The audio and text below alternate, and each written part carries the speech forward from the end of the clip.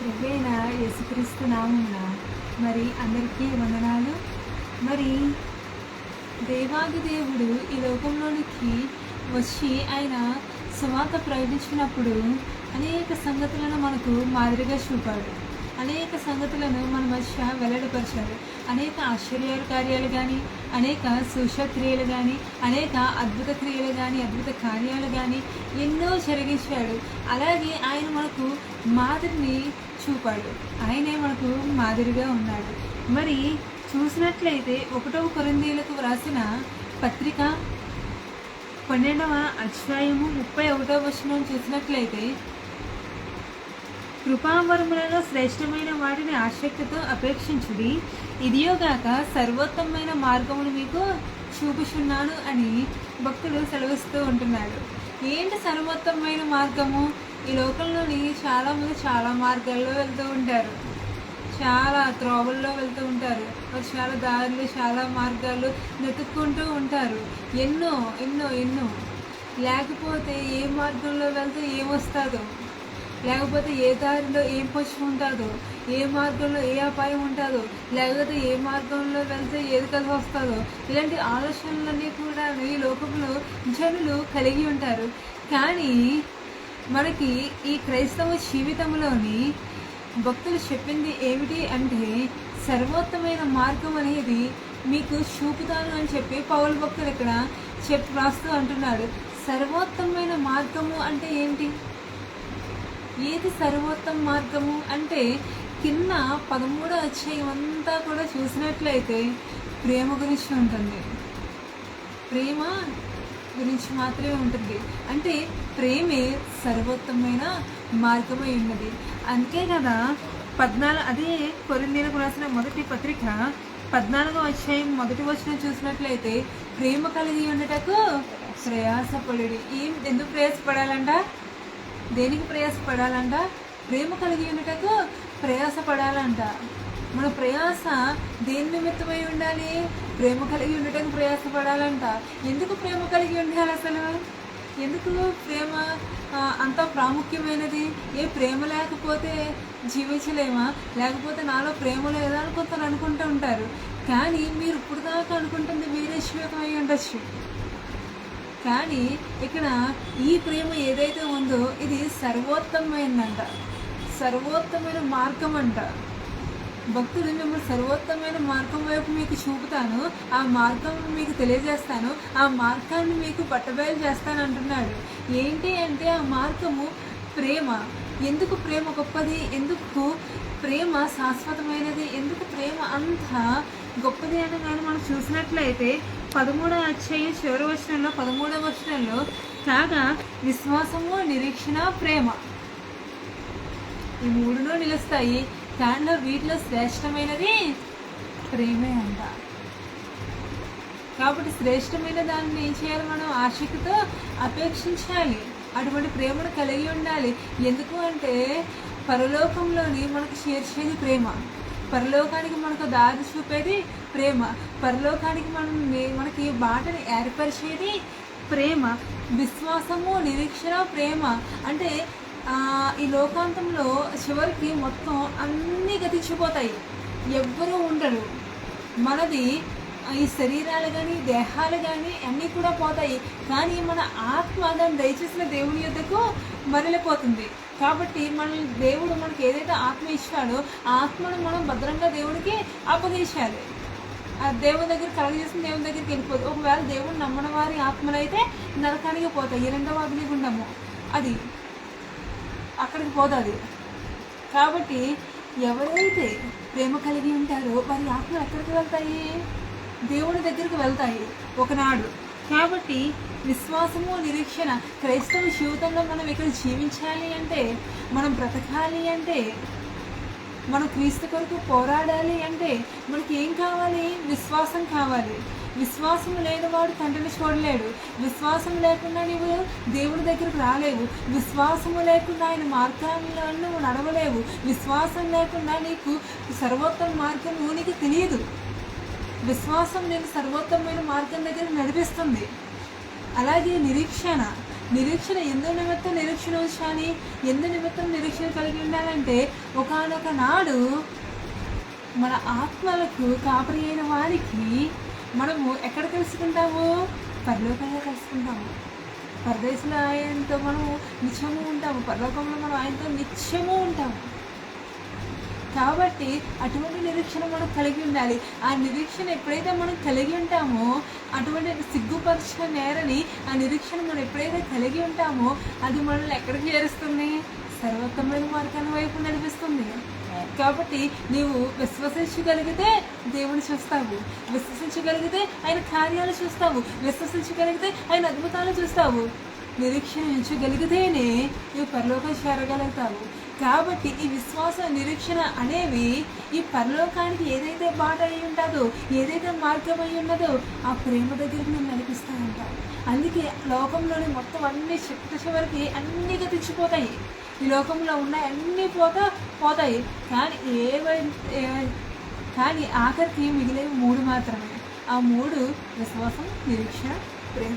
ఈ 3 లేకుండా నువ్వు తండ్రిని చూడలేవు, తండ్రిని కలవలేవు, తండ్రికి దగ్గర కాలేవు, తండ్రికి చేరువు కాలేవు, పరలోకానికి స్వతంత్రులు అసలే కాలేవు. కాబట్టి ఎప్పుడైతే ఈ 3 కలిగి ఉంటారో కాబట్టి అప్పుడు తండ్రిని మనం చూడగలుగుతాము. ఎందుకంటే ఈ లోకంలో మనము జీవించిన అంతా కూడాను మనము అందుకే కదా ఒక దైవశాన్ని బిల్లీ గ్రహం అనే దైవశాన్ని అంటాడు, నేను ఈ లోకంలోని యాత్రికుడిని మాత్రమే అంటాడు. నేను పరదేశం, ఇక్కడ ఈ భూలోకం నాది కాదు, నేను ఇక్కడ జీవిస్తున్నాను అంటే ఇది ఈ భూమితో నాకు సంబంధం లేదు. నేను ఒక యాత్రికుడిని, ఒక పరదేశిని మాత్రమే అని గొప్ప దైవశాన్ని అయినటువంటి బిల్లీ గ్రహం గారు చెప్తారు. ఆయన ఎంతో స్వార్థ సేవలు అమెరికా దేశంలో ఉన్న ప్రెసిడెంట్లు కొంతమందికి ప్రెసిడెంట్లు ఆయన ద్వారా ఆయన చేత ప్రమాణ స్వీకారం చేయించబడ్డారు. ఆయన ముందు, ఆయన ఎదుట. అటువంటి గొప్ప ఆధిక్యత కలిగిన అటువంటి దైవశైలుడు చెప్తాడు కదా, నేను ఈ భూమి మీద యాత్రికుడిని పరదేశమే ఉన్నాను, కానీ నా నిత్యపట్నం నాకు కాదు, నాకు నిత్యమైన పట్టణం ఒకటే కలదు, అక్కడ నేను నిరంతరము నివసిస్తాను. కాబట్టి ఏదో ఒక నాడు, ఏదో ఒక రోజు నేను అక్కడ చేరుకుంటాను. అది నాకు శాశ్వతమైన పట్టణం అని చెప్తాడు. ఏంటి ఆ పట్టణము అంటే, యోహాను సువార్త 14:6 ప్రభువైన యేసుక్రీస్తు అంటాడు కదా, నేనే మార్గము, సత్యము, జీవమై ఉంటాడు. అంతకు ముందు 5 అంటాడు కదా, నేను వెళ్ళి మీకు నా తండ్రి ఇంకా అనేక నివాసాలు కలవు, ఒకవేళ లేనిపోతే నేను మీతో చెప్తానంటాడు. అంటే తండ్రి అంటే మనకి ఏమున్నాయంట? నివాసాలు ఉన్నాయంట. కాబట్టి ఈ లోకంలో మనము ఎంతకాలం జీవించినా, ఎంతకాలం బ్రతికినా అది ఎవరి కొరకు జీవించాలి, ఎవరి కొరకు బ్రతకాలి అంటే నేనే మార్గము, సత్యము, జీవమై ఉన్నానని చెప్పిన యేసే కొరికే బ్రతకాలి. ఎందుకంటే ఏ దేవుడు కూడా అలా అంత ధైర్యముగా నేనే మార్గాన్ని, పరలోకానికి మార్గం చూపించడానికి వచ్చాను, అసలు నేనే మార్గమై ఉన్నానని చెప్పి ఎవరు చెప్పలేదు, ఒక ప్రభువైన యేసుక్రీస్తు ద్వారా తప్ప. మనం ఆ మాట ఎవరి ద్వారా వినలేదు. ఎందుకు ఆయన అలా చెప్పాడు అంటే నిజంగా ఆయనే మార్గమై ఉన్నాడు కాబట్టి. ఎందుకు అంటే ఆయన ప్రేమే ఉన్నాడు. దేవుడు 1 యోహాను పత్రిక 4:8 చూసినట్లయితే దేవుడు ప్రేమ స్వరూపం. దేవుడు ప్రేమ స్వరూపం కాబట్టి ఆయన ఏమై ఉన్నాడు? ప్రేమే ఉన్నాడంట. దేవుడు లోకంలో ఎంతగా ప్రేమించాడంటే తన యొక్క ఒక్కగానొక్క కుమారుణ్ణి మన కొరకు, ఎవరి కొరకు? నీతిమంతులమైన కొరకు, వారి కొరకు. మనం ఎదద్దా ఉంటారు మన నీతిమంతులు, లేదా దాన ధర్మాలు, మంచి క్రియలు అన్నీ చేసేసి చాలా పేరు ప్రఖ్యాతలు పొందిన వారు కాదు సుమా. ఎందుకు అంటే మనము అత్యంత దుర్బలమైన జీవితాల్లో ఉన్నాము, నిత్యహీనమైన దశలో ఉన్నాము. మన స్వభావాలు కానీ, మన జీవితాలు కానీ భ్రష్టమైనవి, ముష్కరమైనవి. కాబట్టి ఎక్కడ మనము ఆయనకి దూరమైపోతామో, తండ్రి దగ్గరికి మనం ఎక్కడికి వెళ్ళలేకపోతామో, తండ్రికి మనకి ఎక్కడైతే ఎడమొచ్చేసిందో అప్పుడు అంతా దూరపరిచి మనకి మార్గాన్ని చూపించడానికి ప్రభువైన యేసుక్రీస్తు మార్గంగా వచ్చాడు. ఆయన ధనవంతుడై ఉండి మన యొక్క దారిద్ర్యతని, మన యొక్క దరిద్రాన్ని ఆయన తీసుకొని ఆయన మన నిమిత్తం దరిద్రుడయ్యాడంట. ఎందుకు? మనల్ని ఐశ్వర్యవంతులుగా, మనల్ని క్రీస్తునందు ధనవంతులుగా, ఆత్మలో వర్ధిల్లే వారముగా చేయడానికి. ఎందుకు ఆత్మలో వర్ధిల్లాలంటే, ప్రియుడా ఇవన్నీ విషయంలో వదిలిచిన ప్రకారం నీ ఆత్మలో కూడా నువ్వు వర్ధిల్లాలని కోరుచున్నానంటాడు. ఆత్మలో వర్ధిల్లడం అనేది చాలా ప్రాముఖ్యమైనది. ఆత్మలో వర్ధిల్లకపోతే నీవు ఎందులోని కూడా వర్ధిల్లలేవు. నీవు లోకంలో ఎంత పేరు సంపాదించు, ఎంత ఘనత సంపాదించు, ఎన్ని కలిగి ఉండు, కలిమి అందులో బలిమి అందులో ఉండు, ఆత్మ లేకపోతే, ఆత్మీయ స్థితి లేకపోతే, ఆత్మలో వర్ధిల్లను నీకు తెలియకపోతే అవన్నీ కూడా వ్యర్థమే. కాబట్టి ఆత్మ ఎవరైతే ఆత్మగల మనుషుడు ఉంటాడో, ఆత్మ స్వభావం గల మనుషుడు ఉంటాడో వాడు ప్రేమతో నింపబడతాడంట. ప్రేమ కలిగి ఉండటకు ప్రయాసపడతాడంట. ప్రేమ కలిగి ఉండటకు ఎదురు చూస్తూ ఉంటాడంట, నిరీక్షణ ఉంచుతాడంట. ప్రేమ కలిగి ఉండడానికి విశ్వాసంతో కూడా నిరీక్షణ కలిగి ఉంటాడంట. ఎందుకు అంటే ఆ ప్రేమ ప్రభువైన యేసుక్రీస్తే అయి ఉన్నాడు. ఆయన సర్వోత్తమైన మార్గమై ఉన్నాడు. కాబట్టి యెహోవా దేవుడు అంటాడు కదా, ఆయన మోషేకు ఏం నేర్పాడంట? తన మార్గములను తెలియపరిచాడంట. కీర్తన గ్రంథం 103:7 ఉంటుంది. ఆయన మోషేకు తన మార్గాన్ని తెలియజేశాడంట. ఆయన అప్పుడు మోషేకి ఎలా అయితే ఆయన మార్గాన్ని తెలియజేశాడో, ప్రభువైన యేసుక్రీస్తు తానే ఒక మార్గంగా ఈనాడు మనం వచ్చి నివసించడానికి వచ్చేసాడు. ఇప్పుడు నేనే మార్గాన్ని ఆయన చెప్తున్నాడు. ఆయన అంతటా ఆయన వచ్చి ఒక మోషేకు మాత్రమే కాదు, ఆనాడు మోషేకు ఆయన మార్గం తెలియపరిచాడని చెప్తున్నాడు. కానీ ఈనాడు ప్రతి ఒక్కరికి కూడా మార్గమైన దేవుడు ప్రతి ఒక్కరికి కూడా తాను పరిచేసుకున్నాడు. తన జీవితాన్ని మన ఎదుట పెట్టేశాడు. తన ప్రేమను మన ఎదుట కుమ్మరించేశాడు, మన హృదయాల్లోని, మన ఎదుట. కాబట్టి అటువంటి ప్రేమ గల తండ్రికి మనం ఏమివ్వగలము? ఏం చేయించగలము? ఒక కృతజ్ఞతాస్తుతులు తెప్పించి. కాబట్టి మన జీవితాన్ని ప్రేమ కలిగి ఉండడానికి ప్రయాసపడే వారుగా ఉన్నాము. కాబట్టి ఎవరైతే ప్రేమ కలిగి ఉంటాకో ప్రయాసపడతారో వారి జీవితాలు ఫలవంతంగా ఉంటాయి, ఆశీర్వాదకరంగా ఉంటాయి. కాబట్టి అందుకే కదా పౌలు భక్తుడు అంటాడు, ఆయన ప్రేమ కలిగి ఉండడానికి ప్రయాసపడ్డాడు కాబట్టి ఆయన చెప్తాడు కదా, నా బలహీనత ఏందే ఆయన నాకు బలమై ఉంటాడు. నేను ఎప్పుడు బలహీనుడనో అప్పుడే బలవంతుడని పౌలు భక్తుడు చెప్తాడు. ఆయన శరీరంలో ఒక ముళ్ళును నేను ఎక్కువ అతిశయించకుండా నిమిత్తము నా శరీరంలో ఒక ముళ్ళు ఉంచబడింది. కాబట్టి ఆ ముళ్ళు ఆయన దగ్గర నుంచి తీసివేయమని ఆయన పలుమార్లు దేవుడి దగ్గర వాపోయాడంట, పొలిమార్లు ఆయన వేడుకున్నాడంట. కానీ యేసయ్య గారు చెప్పింది ఒకటే, నా కృప నీకు చాలు అని. కాబట్టి ఆ కృపను పొందుకుంటావా? ఆయన ప్రేమను రుచి చూస్తావా? ఆయన ప్రేమ దగ్గరికి వస్తావా? ఆయన ప్రేమను తెలుసుకుంటావా? ప్రేమ కలిగినట్టు ప్రయాసపడతావా? ఎన్నో లోకంలో ఎన్నో ప్రయాసాలు చెందుతున్నావేమో. ప్రయాసపడి, అందుకే ప్రభు ఏమో యేసుక్రీస్తు అంటాడు కదా, ప్రయాసపడి భారం వహిస్తున్న సమస్త జనులారా నా ఎదుటికి రండి, నేను మీకు విశ్రాంతి కలగజేస్తాను అంటున్నాడు. కాబట్టి నీ ప్రయాసం దేని అందున్నది? ఈ లోకం విషయాలమైన, ఈ లోకంలో ఉన్న మనుషులపైన, లేకపోతే ఇతరుల దగ్గర నేను మంచి పేరు తెచ్చేసుకోవాలి, ఇతరులను కొనియాడాలి, లేకపోతే ఇతరులను కనపరచాలి అని కోరుకుంటున్నావేమో. జాగ్రత్త సుమ. ఒక్క దేవునికి మహిమ ఘనత చెల్లించేవాడుగా అందరూ ఉండాలి. కాబట్టి ప్రేమ కలిగి ఉండటకు ప్రయాసపడదాం. సర్వోత్తమైన మార్గం దగ్గరికి వద్దాము. ఎందుకు సర్వోత్తమైన మార్గం దగ్గరికి రావాలి అంటే ఆ మార్గమే మనల్ని పరలోకం చేరుస్తుంది. కాబట్టి ఆ మార్గమే మనకు పరలోకానికి బాట అయి ఉన్నది. కాబట్టి ఆ మార్గంలో తప్పితే నీకు ఏ మార్గంలోని నీకు రక్షణ అనేది దొరకదు. కాబట్టి అందుకే ప్రభువైన యేసుక్రీస్తు అంటాడు కదా, ఇరుకు ద్వారా ప్రవేశింప పోరాడి, ఇరుకు ద్వారా ప్రవేశించి కోరుకుంటున్నాడు. ఎందుకు అంటే విశాలమైన దారులు ఉంటాయి, వేరే దారి నాశనానికి పోవు దారి, అది విశాలంగా ఉంటారంట. చాలా అందంగా విశాలంగాను, అంటే ఏ శ్రమలు ఏ చీకు చింతలు లేకుండా హ్యాపీగా ఉంటుంది. అందుకే కదా మహాజ్ఞాని అయిన సొలొమోను అంటాడు, ఎవడు నువ్వు తినుము, త్రాగుము, సుఖించుము, అన్నీ చేసుకో, కానీ వీటన్నిటిని బట్టి దేవుడిని నువ్వు తీర్పులోనికి తెచ్చినట్టు మాత్రం జ్ఞాపకం ఉంచుకోమంటాడు. అంటే ఆ దారిలో ఏ నాశనానికి పోయే దారిని ఎంచుకుంటే ఆ దారిలోని నీకు చాలా సౌకర్యవంతంగా, నీ హృదయానికి అప్పటికప్పటికి ఆనందంగా ఉండొచ్చేమో. కానీ ఇరుకు ద్వారా నువ్వు నల్లబాటులో ప్రవేశించవలసి ఉంటుంది. ఎవరో కంకల మీద నడవాల్సి వస్తుంది, ముళ్ళ మీద పడుకున్నట్టుంటుంది. కానీ ఆ మార్గాన్ని నువ్వు ప్రవేశిస్తే అగ్నిగుండంలో వేయబడి కాలిపోతున్నట్టుంటుంది నీ శరీరం ఆ మార్గంలో ప్రవేశిస్తూ ఉంటే. స్టెయిన్ అనే భక్తుడి గారిని,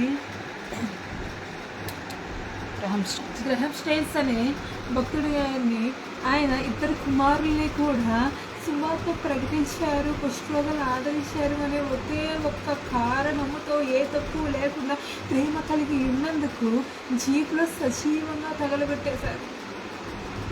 కాబట్టి ఇరుకు ద్వారం అలాగే ఉంటుంది, ఇరుకు ద్వారం అలాగే ఉంటుంది. అక్కడ ఆయన భార్య, ఆయన యొక్క కుమార్తె ఆస్ట్రేలియాలో ఉండి ఈ వార్త తెలిసి నిమ్మపోయి గర్భాంతో పోయారు, ఏడుశారు, హృదయాలు పిండేశారు. భర్తని, కొడుకుడు పుట్టిన కుమారుల్ని, తండ్రిని, తమ్ముల్ని కోల్పోయి ఆ ఇద్దరూ కూడాను వాళ్ళందరినీ క్షమించే ప్రభువా అని చెప్పి క్షమాభిక్ష పెట్టినట్టుంటుంది ఇరుకు ద్వారం. అటువంటి ద్వారాన్ని ప్రవేశించారు. ఎందుకంటే చాలామంది ఐహిక విచారాలు కలిగినాయి, లేకపోతే కొన్ని శ్రమలు, కొద్దిపాటి శ్రమలు ఇవన్నీ కలగానే వారిలో వేరులేనందున వారు ఏం చేస్తారు, ఎండిపోతారు, వాడిపోతారు, ఎదిగి ఫలించారు. కానీ మనం మంచిగా పడిన విత్తనాల వల్ల ఉంటే తప్పితే ఆ ఇరుకు ద్వారా ప్రవేశించారు. అది సంకుచితంగా ఉంటుందంట, ఇరుకుగానే ఉంటుందంట. కానీ ఆ మార్గం క్షీమమై ఉంటుందని, అదే క్షీమమై ఉంటుందని, అదే క్షీమ మార్గమును ప్రభువుని వేసి చెప్తున్నాడు. మరి ఆ మార్గాన్ని ప్రవేశించాలి, ఆ మార్గాన్ని వెళ్ళబడాలి. ఏర్పరచబడిన వారు కొందరు, పిలువబడిన వారు అనేకమంట, కానీ ఏర్పరచబడిన వారు కొందరు ఉంటారు. ఆ ఏర్పరచబడిన వారు ఎప్పుడైతే ఆయన దగ్గరికి వస్తారో, ఆయన మొరపెడతారో అని చెప్పి ఆయన చూస్తూ ఉన్నాడు. వారి మొరలకు ఆయన చెవులు ఎప్పుడు ఒగ్గి ఉంటాయంట. ఆపత్కాలమున మీరు నాకు మొరపెట్టుదరేని, నా నామం ప్రార్థన చేతులేని, నన్ను అడుగుతులేని, నేను మీకు ఉత్తరం ఇస్తాను, నీకు సహాయం చేస్తాను, నేను ఆదుకుంటానని చెప్పి ఆ దైవాదేవుడు అంటున్నాడు. మరి ఇరుకు ద్వారం చూసి భయపడిపోతున్నావేమో, అటువైపు వెళ్ళాలంటేనే నీకు మొత్తం ముళ్ళకంపులు కనిపిస్తున్నాయేమో, కానీ అంతవరకు సహించిన వాడు రక్షణ పొందుతాడు. ఆ ద్వారంలో వెళ్తేనే తప్పించి సర్వత్వమైన మార్గాన్ని చేరుకోలేవు. అదే సర్వోత్తమైన మార్గం. అటు వెళ్తే ఇరుకు ద్వారంలో ప్రవేశించి ఆ ఇరుకు ద్వారంలో గుండా లోపలికి వెళ్తూ ఉంటే సర్వోత్తమైన మార్గంలో ప్రవేశిస్తావు. సర్వోత్తమైన మార్గంలో వెళ్తూ పరలోకం చేరుకుంటామంట. ఏసులో ఎంత డీప్గా ఎంత లోతుగా నువ్వు ఏసులో వెళితే నువ్వు పరలోక రాజ్యం చేరుకుంటావు. ఆ ప్రేమ అయిన దేవుళ్ళు, ఆ సత్యమై ఉన్న దేవుళ్ళు, నేనే మార్గము, సత్యము, జీవము అని చెప్పిన ఆ దేవునిలో నువ్వు ఎంత డీప్గా, ఎంత లోతుగా వెళ్ళగలుగుతావో నువ్వు ఆ సర్వోత్తమైన మార్గంలో ప్రవేశించుతా ఫైనల్లీ పరలోకాన్ని చేరుకోగలుగుతావు. ఇటువంటి నిరీక్షణ, ఇటువంటి విశ్వాసం కలిగి, ప్రేమను కలిగి ఉండేటకు ప్రయాసపడి ఆయన భారాన్ని వేయడానికి సిద్ధపడదాం.